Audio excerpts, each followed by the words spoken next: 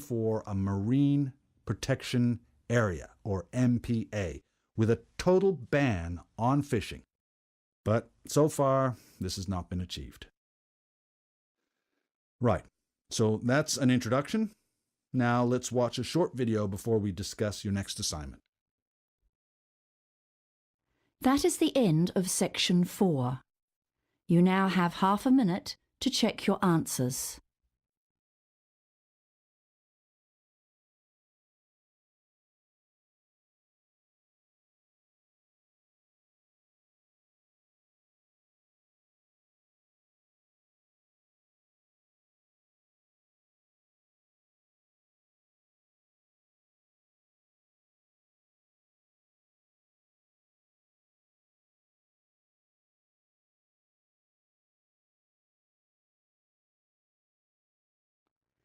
That is the end of the listening test.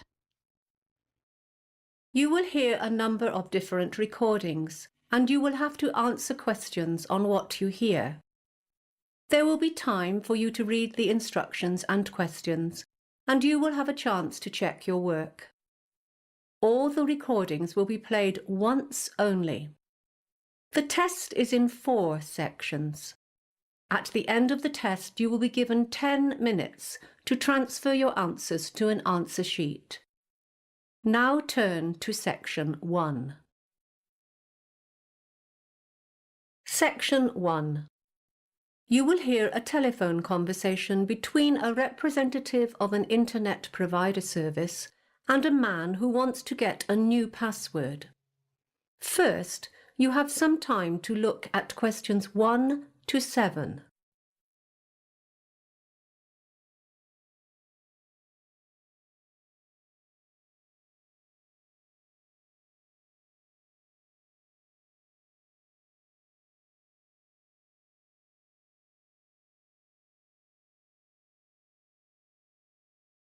You will see that there is an example that has been done for you. On this occasion only, the conversation relating to this example will be played first. Good evening, this is WebNet and you're speaking with Natasha. How can I assist you today? Hello Natasha. I tried to log into my WebNet account yesterday and I realised I'd forgotten my password. Are you able to help me with that? The person answering the call says her name is Natasha, so Natasha has been written in the space. Now we shall begin. You should answer the questions as you listen because you will not hear the recording a second time. Listen carefully and answer questions 1 to 7. Good evening, this is WebNet and you're speaking with Natasha. How can I assist you today? Hello Natasha. I tried to log into my WebNet account yesterday and I realised I'd forgotten my password. Are you able to help me with that? Of course. What I'll need to do is ask you a few questions to check your identity, and then I'll issue you with a new password. Is that okay? No problem. Firstly, can I have your full name, please? Michael Simmons. S-I-M-M-O-N-S. I don't have a middle name. Great. And your date of birth? It's the 27th of the 3rd, 1988. Right. And I also need to know your previous address. I live at 12 Wake Street and that's in... We have that as your current address. What was the address you registered with us before you moved there? Oh yeah. I used to live at 319 Ocean Drive. That's in East Providence. I'll just need your contact phone number as well. That's 0492 48002. And just a few questions about your account. Do you know what your current data allowance is? I upgraded to the Gold account not long ago, so it's unlimited. Yes, unlimited data. Right, now can you just tell me about your payment plan? Which plan are you currently on? Do you know? Oh, hang on a minute while I think. Yes, I started off with a 12-month automatic renewal, but a few months ago I switched to the 24-month plan. That's fine. Now, when you first registered for WebNet, you selected 2 secret questions and provided us with the answers. In order to issue you with a new password, I need you to answer those questions for me. Firstly, what is your mother's maiden name? My mother's name is Sarah. That's Sarah with an H. That sounds like her first name. We're looking for her maiden name. That's her family name before she was married. Oh, sorry, I misheard. It's, White. White as in the colour? Yes, that's right. Now, the other question you chose to answer, what was your first pet? The first pet I ever had? Yes. It was actually a goldfish. That's what it says on your file. OK, that's all done for you, Mr. Simmons. I've sent you a generic password, which should arrive in your email box within a few minutes. I'll just make a note of the date, 30th of June. When you log in, I suggest you go to the Members Details section on the website and change it to something you're going to remember. Wonderful, thanks. Before you hear the rest of the conversation, you have some time to look at questions 8 to 10.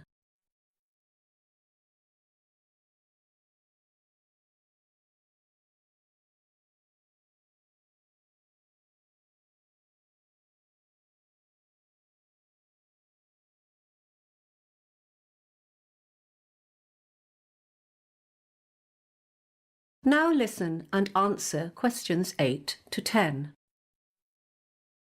Is there anything else I can help you with today? Yeah, there are a few things. I've been having some connection issues recently.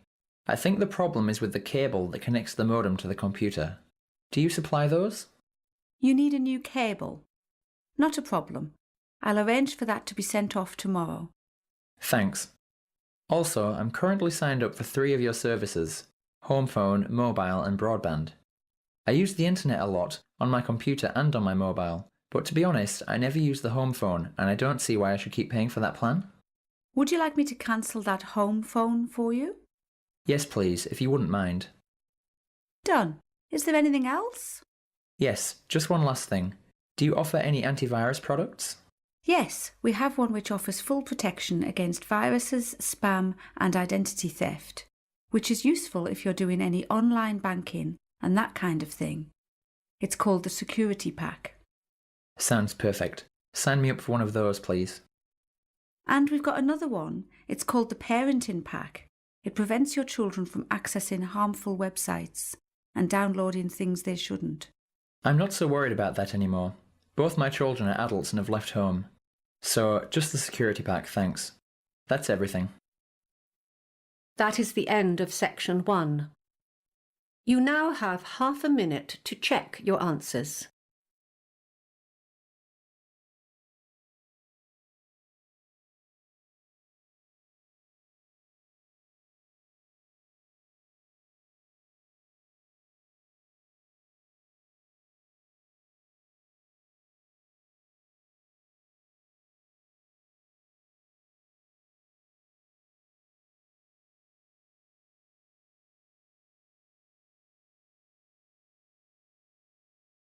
Now turn to section 2.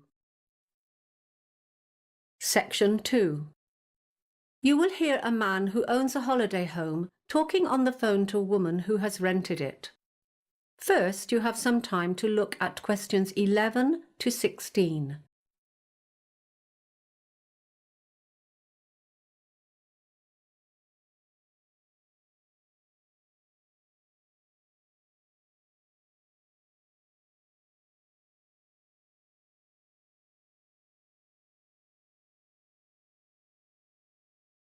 Now listen carefully and answer questions 11 to 16. Hello, Ron Smith speaking. Hi, this is Kayla Lawton. I signed up with the Holiday House agency to rent your beach house, but the agent isn't available today and I have a problem. I can't remember what she said about the alarm system. Oh, it's quite simple, really.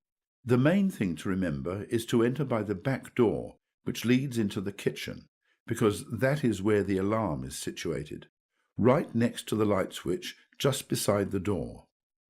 If you go through the front door into the living room, it will take you longer to reach the alarm, and you only have a few seconds to deactivate it. The code is 3498. OK, I've got that. The agent will have given you the back and front door keys, but there are other keys that you may need for the garage, the laundry, and the little garden shed. You'll find them hanging on a hook inside the cupboard in the hallway, next to the hot water cupboard. The laundry room is outside, next to the garage. It should be kept locked, so please remember to return the key to the hook when you've done your washing. The last tenant lost it somewhere in the garden, and I had to have the lock replaced. There should be some laundry detergent for the washing machine next to the dishwashing liquid under the kitchen sink. Oh, now, about the linen. The sheets are already on the beds, and there are lots of towels at the house too. Of course, you'll want to enjoy that lovely, safe swimming beach as much as possible. You'll find a pile of beach towels in a basket on the washing machine. Feel free to take these to the beach with you. We have lots of them, and they're pretty old, so it doesn't matter if they get a bit dirty or sandy. There are other newer towels for use in the bathroom only. These are in the hot water cupboard on the shelf up above the cylinder. Please don't take these ones down to the beach. What else? Oh yes, I should tell you that the electricity supply is generally reliable, but sometimes there are power surges which make a few light bulbs blow. If that happens, don't worry. There are spare light bulbs in a shoebox on the chest of drawers in the bedroom. That reminds me, the main power supply is switched off at the mains box, which is above the front door. The first thing to do when you arrive is to pull down the large lever. It's clearly labelled mains switch. You don't need to touch any of the other switches. Thank you. Anything else? Before you hear the rest of the conversation, you have some time to look at questions 17 to 20.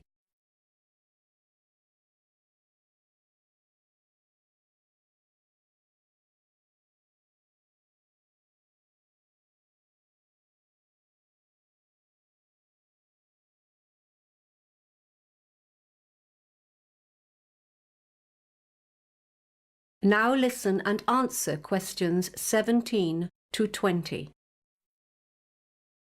Oh, one more thing.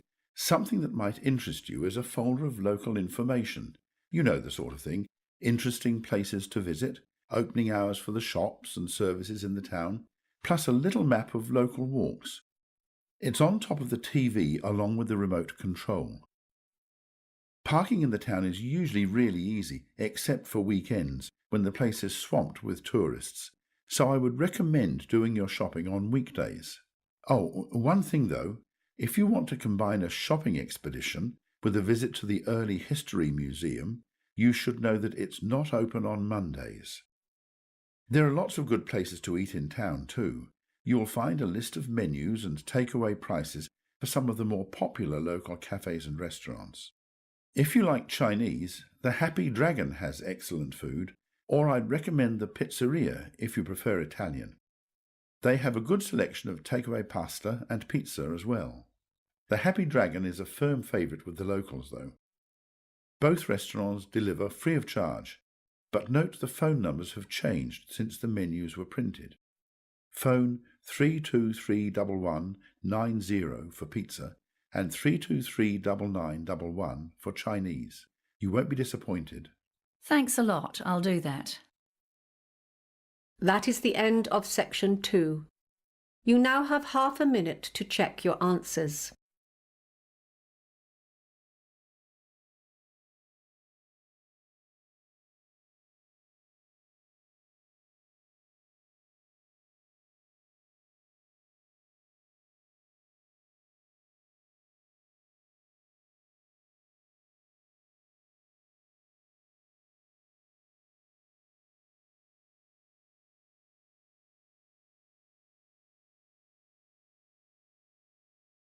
Now turn to section 3. Section 3. You will hear a college professor and a postgraduate student, Diana, discussing her recent internship experience. First, you have some time to look at questions 21 to 25.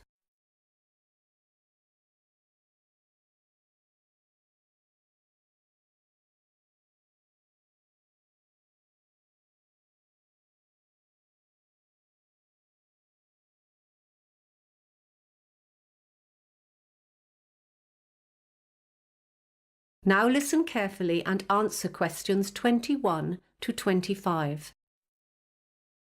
Thanks for coming in today to discuss your internship experience. Completing some sort of work experience, like an internship, is a core part of our master's program, and we want to make sure students are able to make the most of it. That's fine. So, as I understand, you were offered an internship by Gregory Associates, is that correct? Actually, I got offers from a few companies, but Gregory Associates was the only one I seriously considered. Was there any reason for that? Yeah, they didn't offer the best conditions. Some of the other companies were offering to cover transportation and other living costs, that kind of thing. But I knew Gregory Associates was a widely recognized leader in the industry, and that was the big factor for me. And were you happy with your choice? Well, yes and no. Mixed feelings? Yeah, I mean, don't get me wrong. Everyone in the office was great. They didn't talk down to me, and they were always happy to assist if I wasn't sure about something. Was it the work then? Some students do find internships a little tedious and boring. It's not that it was boring. I was doing new things every day, and I loved that. They really kept me on my toes. It's just that I'm studying economics, you know? But most of the projects I was assigned to involved more administrative stuff. It just wasn't relevant to what I've been studying. I'm sorry to hear that. I'll make a note of it. Let's talk about the good things. What did you particularly enjoy about the experience? Well, as an intern, the managers do tend to keep you at arm's length. They just don't trust you enough to let you take on a lot of responsibility for the big projects. That's understandable. Yes, but in a way, I liked that, because I got to stand back and watch and get a real sense of how a company like that runs on a day-to-day basis. And that was the highlight for me. Well, that's great to hear. How did you find managing the internship alongside your study commitments? Well, because my internship was over the summer break, that wasn't an issue for me at all. Okay. What would you say was the biggest struggle then? In the beginning, I might have said the hours. Those 6 a.m. starts were tough. But I quickly got used to that. In retrospect, the biggest difficulty was getting by on such a tight budget.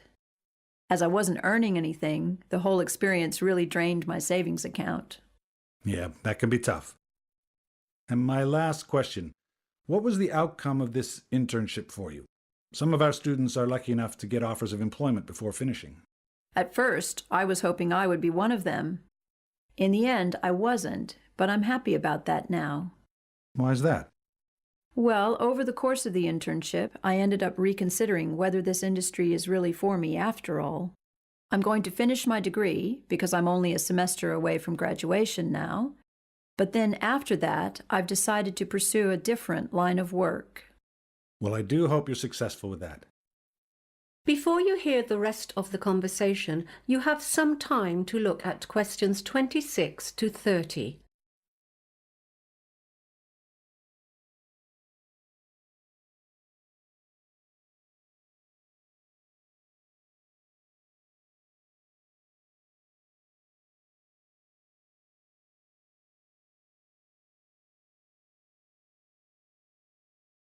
Now listen and answer questions 26 to 30. Now, we're putting together a step-by-step guide about the process for students who want to apply for internships, and we were wondering if you could help us with it. Sure. What would you say is the first step? Before they do anything else, students need to get their documents sorted. Companies need to see all sorts of things, such as reference letters and verified copies of academic transcripts. It can take time to get it all together, so applicants need to get onto this as soon as possible. Great. We'll put that down as number one. And then students should begin researching companies? Absolutely. They should look at a wide range of companies and the internships they offer. They really shouldn't limit themselves at that stage. It would be time-consuming to apply to them all, though. Yeah, so I think they need to weed out those positions they are not qualified for, or that don't meet their own needs and interests, and then put together a short list consisting only of those positions that are a good match. And then? Well, the next part is the applications, of course. I think the big mistake here is that some students just send the same cover letter and the same CV to each company, when in reality, every position is a little bit different. They really need to alter their applications so that they refer to the individual needs of each position. I'll make a note of that. And should students follow up on their applications? I think so. It's best to call each company. An email is too easy to ignore or delete. And not too soon either. A week after the applications have been submitted is probably ideal. So if they get an interview, what's next? Obviously, they need to prepare. For me, this included all sorts of things, like practicing my body language in front of the mirror and researching common interview questions online. Any tips for the interview itself? Most students are so obsessed with having the right answers, but I think the most important thing is actually to ask questions. It shows the employer that you are genuinely interested in their company and in the position. That's really helpful advice. Thanks for coming by today. No problem. That is the end of section 3. You now have half a minute to check your answers.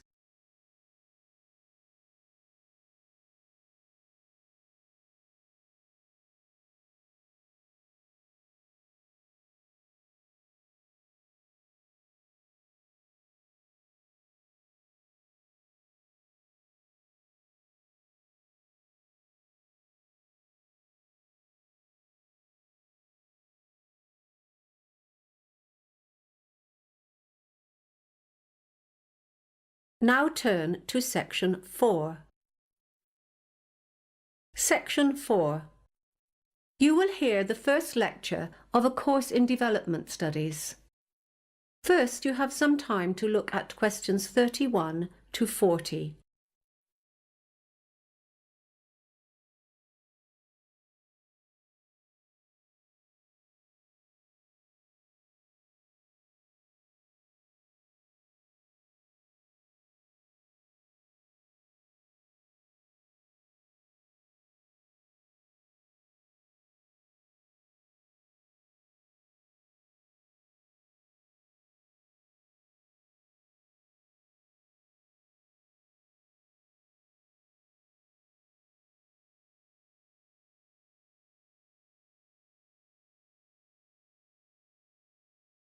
Now listen carefully and answer questions 31 to 40. Good morning, everyone, and welcome to your first lecture in Development Studies. Development Studies as a discipline can be boiled down to a couple of core objectives. Basically, we are trying to understand how it is that societies experience particular kinds of change and how they progress as they develop. We're also trying to go beyond that, however, and work out how different sorts of actions can facilitate or even encourage these changes to happen. To achieve these objectives, there are two key approaches that underpin development studies. Firstly, there's a theoretical approach, which is all about the how of change. With theory, we can explore some of the big questions. What kind of change should we aspire to, and how can this be achieved? But we don't just talk. We've also got to apply some of this thinking. So, through the applied approach, we're looking at specific policies and trying to understand how they can most effectively be put into place. Although we try not to limit ourselves, we do focus on a few key areas.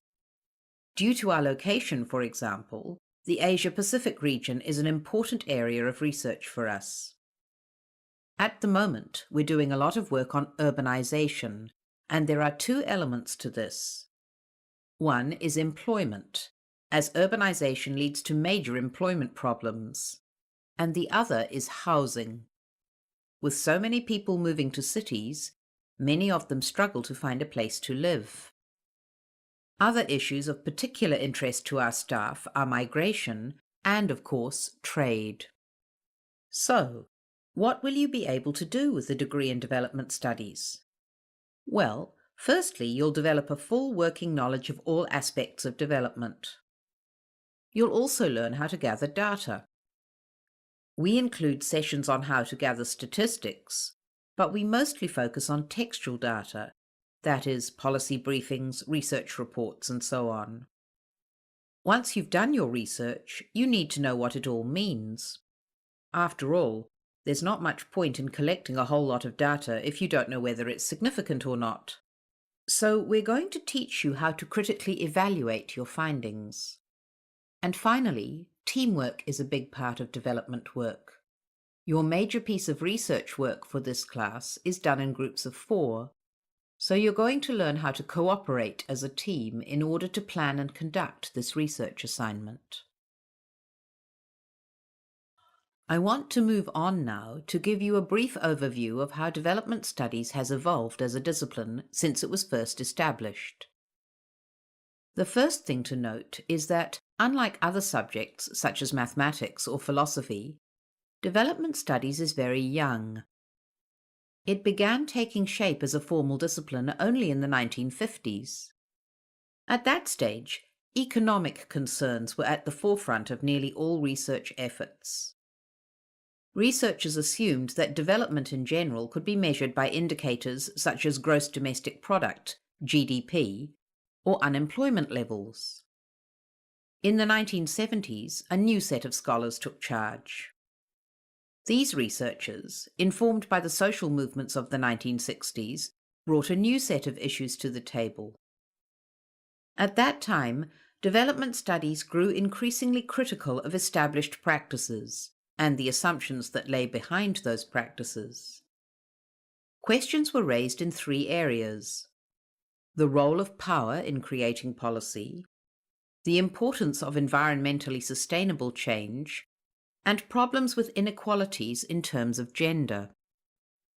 From the 1980s onwards, the economy staged a comeback as a centerpiece of development practice. A key factor here was the reduced significance of national governments due to a number of market-led reforms in many countries around the world.